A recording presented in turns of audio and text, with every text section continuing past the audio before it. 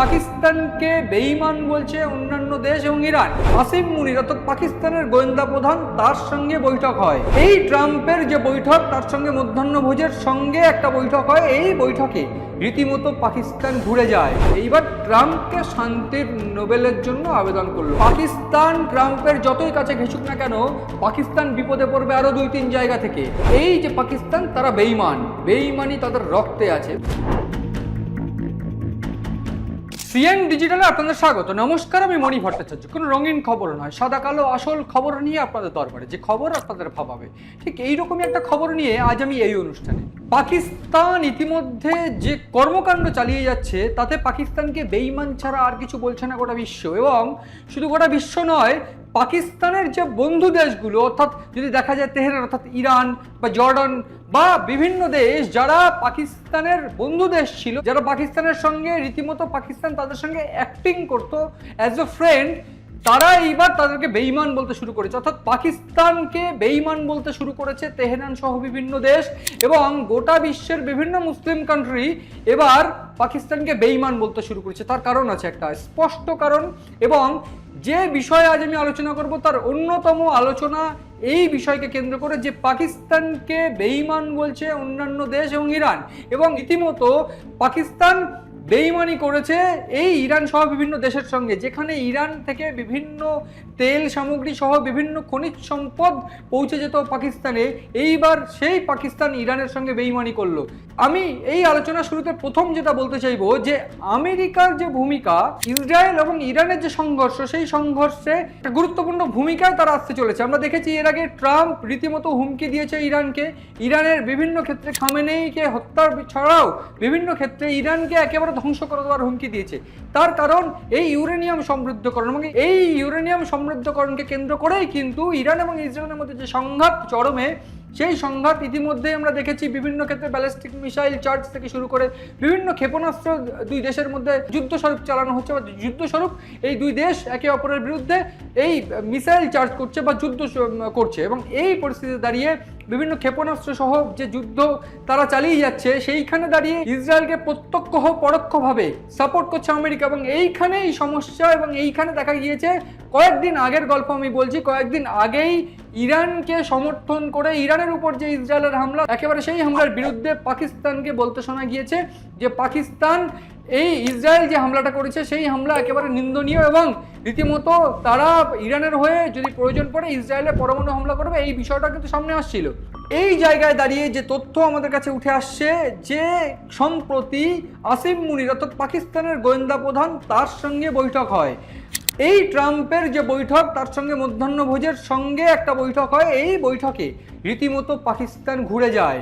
এর কারণ আমরা জানি, একদিক থেকে একটা সমীকরণ বদলে দেওয়ার একটা ছক কিন্তু ভারতের রয়েছে। তার কারণ এই যে পাকিস্তান প্রীতি বা পাকিস্তান প্রেম ট্রাম্পের বেড়ে গিয়েছে, সেইখানে দাঁড়িয়ে এই যে যুদ্ধ এক প্রকার ভারত পাকিস্তানের মধ্যে হয়েছে, যে সংঘর্ষ হয়েছে, যেখানে পাকিস্তানের ইনভলভমেন্টে, পাকিস্তানের বদান্যতায় এই হামলা ভারতে হয়েছে, যেখানে পেহেলগাঁওতে 26 জনের মৃত্যু হয়েছে, সেই জায়গায় দাঁড়িয়ে পাকিস্তানের উপর কোনো অ্যাকশন নিতে কিন্তু আমেরিকাকে দেখা যায়নি, বরং আমেরিকা থেকে লোন পেয়েছে পাকিস্তান। এবং এই জায়গায় দাঁড়িয়ে সব থেকে চাঞ্চল্যকর বা সব থেকে গুরুত্বপূর্ণ যে ঘটনা, যেখানে ভারত যদি ইরানকে সাপোর্ট করে, এর আগেও আমি বলেছি, এক্ষেত্রে পাকিস্তান প্রেম যেটা দেখাচ্ছে ট্রাম্প, সেই প্রেমের উপর দাঁড়িয়ে কিন্তু ভারতকে একটা সুযোগ করে দিল ট্রাম্প। যেখানে ভারত যদি ইরানকে সাপোর্ট করে, অর্থাৎ ভারতের ঐতিহাসিক বন্ধু ইরান, সেক্ষেত্রে পুরো সমীকরণ, বিশ্ব রাজনীতি, মধ্যপ্রাচ্য, পশ্চিম এশিয়া, গোটা সমীকরণ কিন্তু বদলে যাবে। সেক্ষেত্রে রাশিয়া এবং চীন ভারতের সঙ্গে থেকে ইরানকে সাপোর্ট করবে, এবং এই চিত্র কিন্তু দেখা গিয়েছে। এবং যেখানে দেখা গিয়েছে রাশিয়া ট্রাম্পকে হুমকি দিতে শুরু করেছে।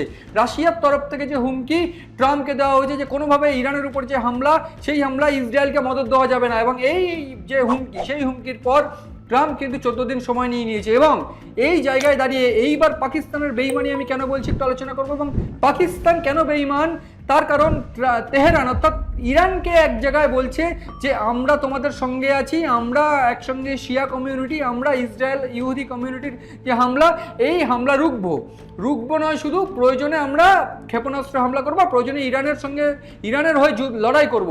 এইবার পাকিস্তান যেটা করলো, আমেরিকার সঙ্গে আলাপ করে আমেরিকার সঙ্গে একটা দ্বিপাক্ষিক বৈঠক রীতিমতো আসিম মুনির করে এইবার ট্রাম্পকে শান্তির নোবেলের জন্য আবেদন করলো, কারণ ভারত পাকিস্তান যে যুদ্ধ, সেই যুদ্ধ নাকি ট্রাম্প থামিয়েছেন।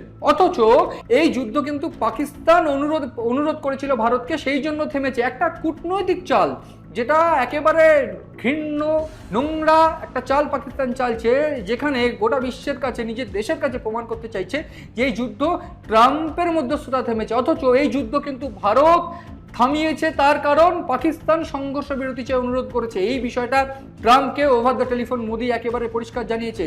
এবং শুধু মোদি নয়, বিক্রম মিস্ত্রি থেকে শুরু করে একেবারে কেন্দ্রীয় কর্তা, ভারতের বিভিন্ন উচ্চপদস্থ কর্তা, তারা কিন্তু একেবারে পরিষ্কার করে এই বিষয়টা জানিয়েছে যে এই যুদ্ধ যদি থেমে থাকে সেক্ষেত্রে পাকিস্তানের অনুরোধেই থেমেছে। কিন্তু এবার পাকিস্তান যে চালটা চাললো, একদিকে তেহরান অর্থাৎ ইরানের সঙ্গে বেইমানি, কারণ ইরানের উপর হামলার যে মূল নায়ক সেটা কিন্তু ট্রাম্প, এবং সেই জায়গায় দাঁড়িয়ে নেতানিয়াহুর সঙ্গে ট্রাম্পের যে বন্ধুত্ব, সেই বন্ধুত্ব জানা সত্ত্বেও, যারা ইসরায়েল ইরানের যে সংঘর্ষ, সেই পরিস্থিতি জানা সত্ত্বেও আমেরিকার প্রেসিডেন্টকে তারা নোবেল দিতে চেয়ে মনোনীত করেছে। এবং এই যে তথ্য সামনে আসছে যে পাকিস্তান এইবার যে ট্রাম্পের শরণাপন্ন হয়েছে, আগে কিন্তু পাকিস্তান জানতো যে মোদির সঙ্গে ট্রাম্পের ভালো বন্ধুত্ব, এইবার পাকিস্তান সেই ডিরেক্ট বন্ধুত্বটা চাইছে। যদি বন্ধুত্ব হয়ে যায় সেক্ষেত্রে ভারতকে একটু চাপে রাখা যাবে বলে পাকিস্তানের কিন্তু একটা ধারণা, বা পাকিস্তানের একটা কূটনৈতিক চাল।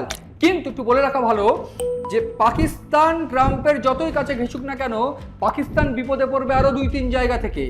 ভারত পাকিস্তান সংঘর্ষে কূটনৈতিক চালে তারা যদি প্রমাণ করার চেষ্টা করে যে এই যুদ্ধ তারা পাকিস্তান থামিয়েছে, এই যুদ্ধ শুধু পাকিস্তান নয় আমেরিকার মধ্যস্থতা থেমেছে, সেক্ষেত্রে ভারত যদি রাজনৈতিক চাল চালে আরও একটা বিপদের মুখে পড়বে। পাশাপাশি ইরানকে যদি সমর্থন করে ভারত, সেক্ষেত্রে রাশিয়া চীন একেবারে প্রত্যক্ষভাবে ময়দানে নেমে পড়বে, এবং ময়দানে নেমে পড়লে সেক্ষেত্রে চীন কিন্তু পাকিস্তানের বিরুদ্ধে যেতে 1 মিনিটও সময় নেবে না। এবং যেখানে আমরা সবাই জানি পাকিস্তান চীনের উপর সামরিক দিক থেকে একেবারে বৃহৎ অংশে তারা কিন্তু নির্ভরশীল, এবং সেই জায়গায় দাঁড়িয়ে চীন যদি হাত ছড়িয়ে নেয় পাকিস্তানের উপর থেকে, পাকিস্তান ধূলিসাৎ হয়ে যাবে, সামরিক দিক থেকে ধূলিসাৎ হয়ে যাবে, অর্থনৈতিক দিক থেকে ধূলিসাৎ হয়ে যাবে।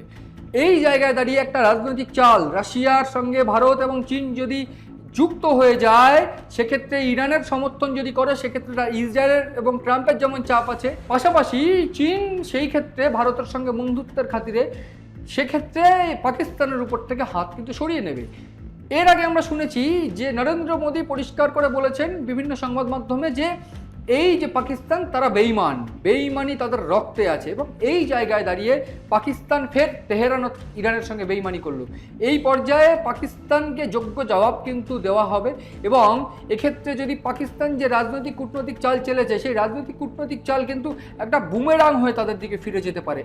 আমি তার কারণ স্পষ্ট করে দিয়েছি, চীন তাদের উপর থেকে হাত ছড়িয়ে নেবে, সামরিক অর্থনৈতিক স্ট্রাকচার পুরো ভেঙে পড়বে, এবং এক্ষেত্রে ইরানকে যদি ভারত এবং চীন সাপোর্ট করা শুরু করে, রাশিয়াও পাশে পাবে ইরানকে, ইরানের পাশে রাশিয়াকেও পাওয়া যাবে। সেক্ষেত্রে আমেরিকার যে যৌথ একটা যে জোট, সেই জোট কিন্তু বিপদে পড়বে, চাপে পড়ে যাবে।